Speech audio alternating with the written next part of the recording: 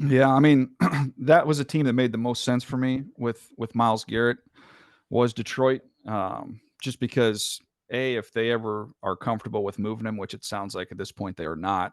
But if they are comfortable, to me, you get him outside the conference and he goes to Detroit. Detroit has, the roster that's ready to win right now, ready to win a championship, and that could be a finishing piece. So, um, I would be, I'd be willing to be pretty aggressive. I think if I were Brad Holmes on that front, knowing that could bring a parade to my city, I would be aggressive and do whatever I had to do and try and make something like that happen. So we'll just have to see if if it's a legit possibility. Everything talking to people, as of late around the league, the expectation is, he's not, they're not going to move him. He's not going to go anywhere. So we'll see what happens. If you're looking at edge rushers for where they're picking at pick number 28, you start getting into, James Pierce. He's going to be an interesting one. He could go in the top 15. He could go bottom of 1. He could go top of 2. Like, there's a wide range on him. He's a lean, skinny rusher, but he has got a ton of juice and explosiveness. He really knows how to rush. His first 3 steps are pretty dynamic. So that would be one we'll see in the mix there. Again, I've mentioned some of these names before, but Shamar Stewart, we'll see what happens with him. That would be another one I think could factor in for them if they're looking for edge rushers. But you can get them all throughout the draft. You can find them, especially day 2. There's a lot of other good options there for rushers.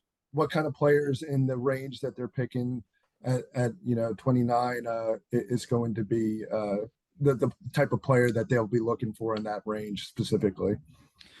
Well, I think he's been really intentional about how they've built their team.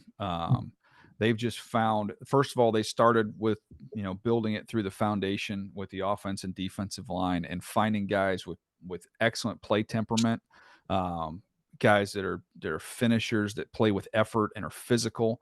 I think that was kind of the first part of the build. And then after that, they went hunting for as many dynamic players as they can find. And with Jahmyr Gibbs, Jameson Williams, the juice that they brought to that offense, even Laporta, plays really, really fast as a tight end. It just feels like they've combined the physical and the fast really, really well.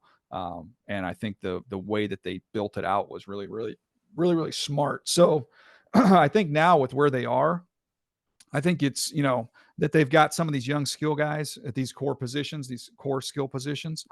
And you've got Zeitler's a free agent. I think you could look at them, kind of going back and kind of going the full circle here. Start big, go fast. I think you can come back around and then go back to the line of scrimmage again. If they can't get Zeitler signed, I've mentioned Zabel for them as someone I think is plug and play. Donovan Jackson from Ohio State is another one who I think is plug and play. So those are kind of more, meat and potatoes guys, but they're in really good, spot.